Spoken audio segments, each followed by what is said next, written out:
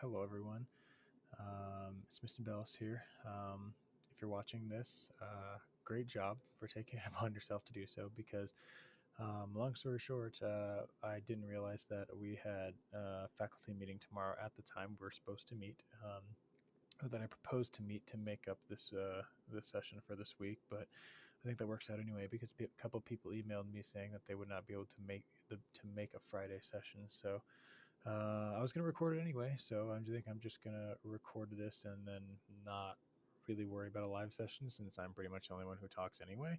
Um, I assure you, you would have liked my Obi-Wan Kenobi costume. It was very low maintenance, actually. It was not very impressive, but either way, you're not missing out on much. I mean, it's basically what it is going to be anyway, so it might be even quicker now this time since I don't have to worry about letting anyone in or doing stuff like that. So we're just gonna jump into it then. So this, if you're watching again, is replacing the live session for day number 4 in Sub-Saharan Africa. So this is when we talk about modern day Sub-Saharan Africa, and I'm going to go over the assignment that I think is going to be one of the more challenging ones, I think, but I think you guys will enjoy this more than just reading maps or doing discussion boards or things like that. So um, yeah, I think I'm just going to go ahead and move on then. So I feel like I'm forgetting something. It'll probably come back to me at the end as usual, but either way, today we're looking at Sub-Saharan Africa and what is it like today as a region? What do people do to survive and thrive in this area? And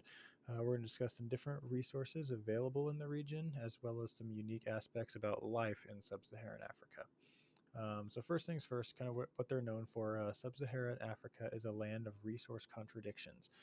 On the one hand, it contains some of the most valuable mineral wealth in the world. So that includes things, I'm going to skip down here. It includes things like gold, diamonds, oil, and a couple other resources as we have pictured there. The problem is, although those are very valuable and very useful, you would think like if you were going to start a country or anything, you would want to have those around. The thing is, they have a lot of this, but not a lot of this stuff. The water that you put into pots and put into your body to keep you alive, and they aren't very, or there isn't a lot of land to really grow food on either, which is why in many places famines would occur, which are extreme shortages of food. And wars over these vital resources have also been fought over the past 100 years and even to this day.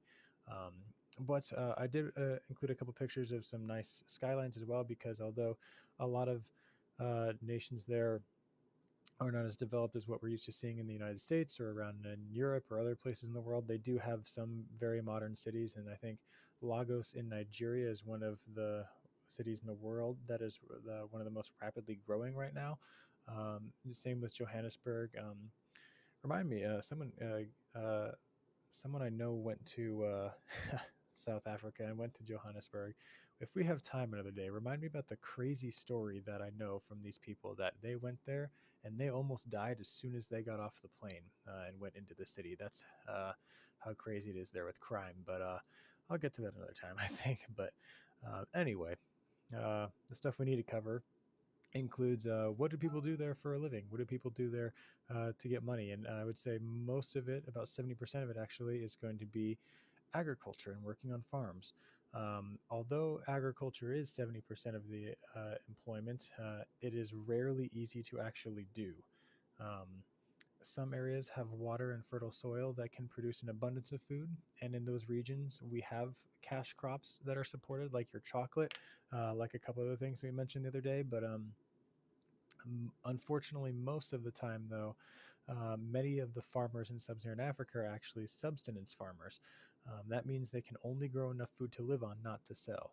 So cash crops are when you have a huge plot of land you can sell to anyone in the neighborhood, in the village, the tribe, even maybe in other cities in the country. But subsistence farmers means you only have enough for yourself and your family and maybe close friends. Um, but in many ways, the valuable natural resources that come with this land have been of great benefit as well. Um, in others, though, they have come at a terrible cost. So, diamonds, pictured in the background, kind of, found in Sierra Leone, brought civil war to the country as different groups and armies tried to take control of the diamond mines. We all know how valuable those can be. Oil in places like Nigeria has brought environmental problems as well as corruption. Remember, corruption occurs when government officials use their power to gain riches for themselves. Nigeria's oil wealth has made corruption a common feature in the country, and in the past, some oil companies have even used their wealth to influence political leaders and gain more land. Um, Now, the main topic of today and the topic of your assignments is going to be a resource that many of us might not consider actually a resource, but or at least the types of things we're going to be talking about here. But that's going to be animals, and so maybe you like hunting in your free time, or maybe you would consider animals a resource. I mean, I technically do. I mean, I eat meat at some point every day, so I mean, technically it would be a resource for me. But we're not talking about like cattle or farm animals. We're talking about exotic animals and places that or in animals that live in a very diverse ecosystem.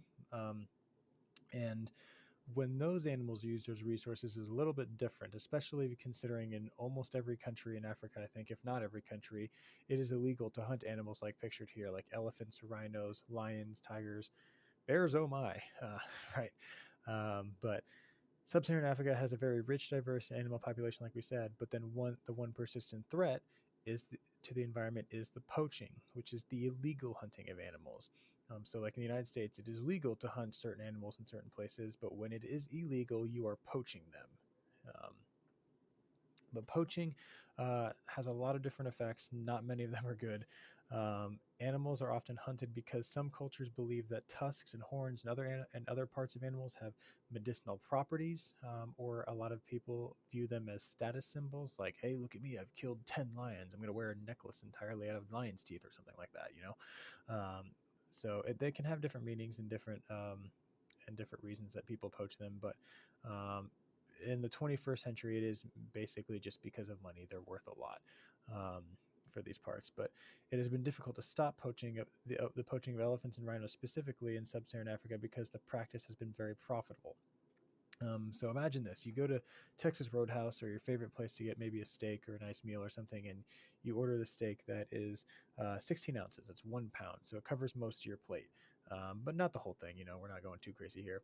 So that's a pound. And so the same thing, a pound of ivory, the material that a rhino horn is made out of. Instead of costing $20 like your steak at Roadhouse, it costs $27,000. Okay, so quite the difference. So with the price for ivory so high, it's no wonder that poachers continue to remain active in sub-Saharan Africa despite many attempts to stop them. I mean, it's one thing breaking the law to sell um, something very cheaply, but for $27,000, that can really take care of someone um, in that region for quite some time. Not justifying it at all, but I mean, that is their logic. So in 2007, 13 rhinos were poached across Africa. So that was about 13 years ago now. 5 years later, um, over 660 rhinos were poached, and those are just the ones that were recorded. So in 2011 alone, one country, Kenya, reported that 278 of just their elephants had been poached. Poachers have even entered and killed animals in reserves protected by security forces and security fences. So unfortunately, it's not 100% helpful, but security measures have been taken so far. But in the last few years, like the past half decade or so, since 2015 especially, I think more reserves and more countries are doing even more to kind of step up their game against poaching. So to address this problem, countries like Kenya, Cameroon, and others have created protective reserves. International organizations like the Tusk Trust and the Black Mambas, which we have pictured here, which I'll get to in a second, have launched programs across sub-Saharan Africa. And additionally, many conservation groups undertake community-based campaigns to help prevent poaching before it begins. Now, like I said, the Black Mambas pictured here are an all-female anti-poaching group in the Kruger National Park in South Africa. The 26-member group reduced poaching numbers on the reserve by 76% within the first 2 years of its formation. As one of them said, since we started the Black Mambas anti-poaching project, there are no poachers in our reserve because we're doing their job so well. Now, I think that earns the title of Mamba mentality for sure, because they're doing a very good job over there. Other methods include, just recognizing that conserving the environment and wildlife can go hand in hand with bringing money into the country. Ecotourism is tourism that focuses on environmental conservation and is a rapidly growing industry in sub-Saharan Africa. ecotourism is creating new jobs for people who guide tours, provide park services, collect fees, and sell souvenirs and tours. Pictured here, this went viral a couple years ago. I don't remember what year it was, but these are some guys in South Africa, I believe, on the reserve. They hang out with the apes who like to act like humans, I guess. Um, but yeah, the reserves are a little bit different than zoos because I mean they do vary, but zoos, are small enclosures or a collection of small enclosures that make it very easy for people like tourists to come see what's going on. Well, on reserves, it's actually the opposite. They want to keep people out for the most part. Other than a couple spots like this, they leave wide open spaces, but then just around the one perimeter, then they put a giant fence so hopefully no one gets in, but the animals still have dozens, if not hundreds of miles to then roam and operate. But rather than having an incentive to kill and sell wildlife, sub-Saharan African countries now have an incentive to conserve.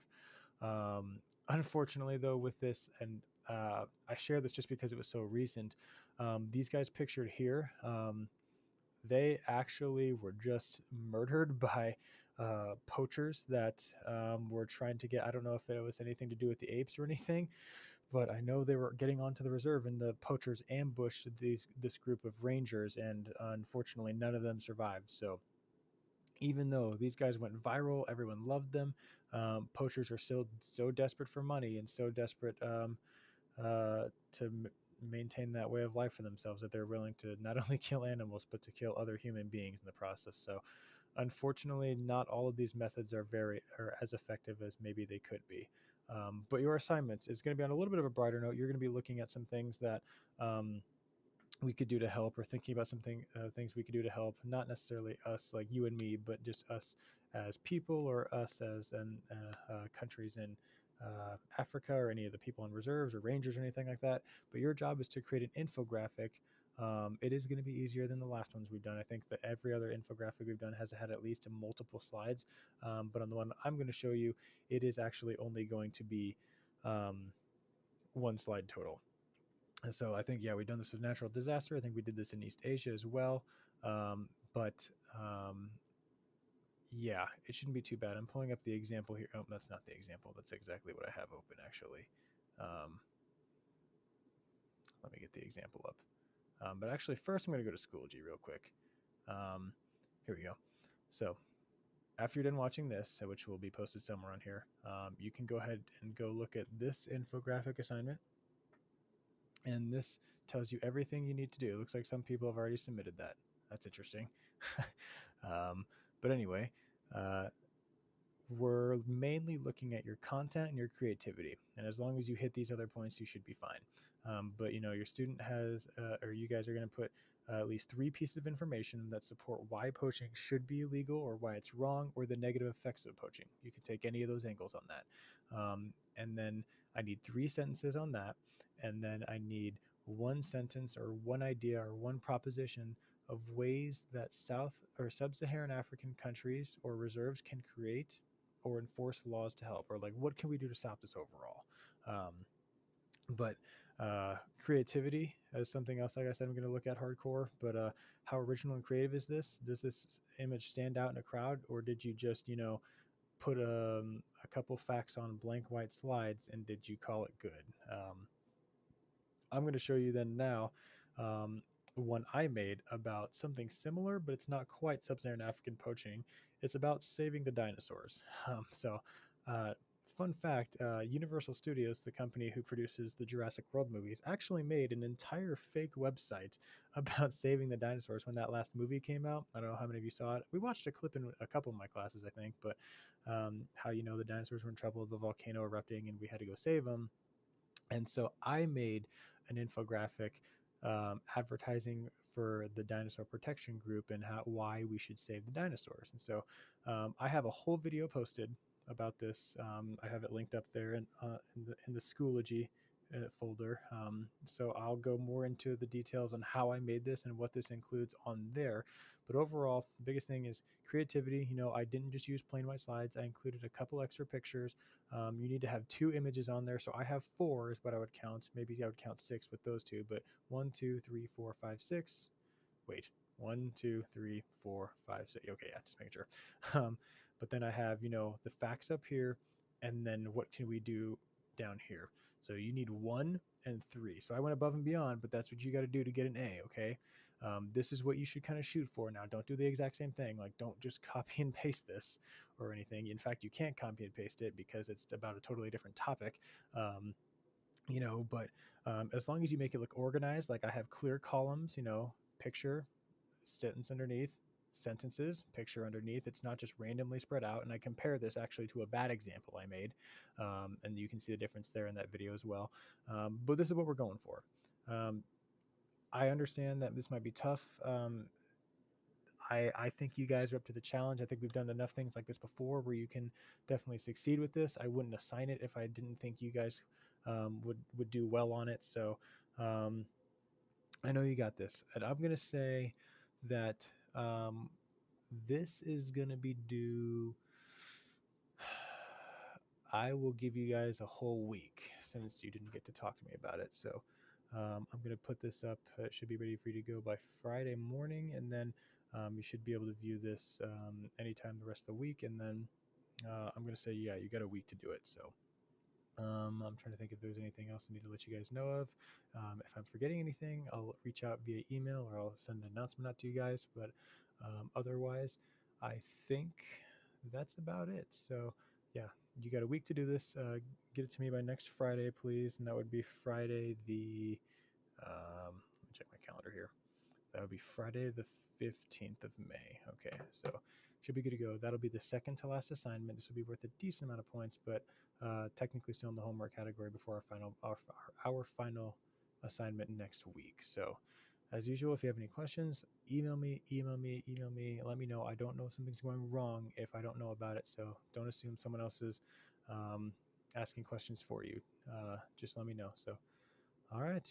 I will catch you guys later. Good luck on this and have fun with it.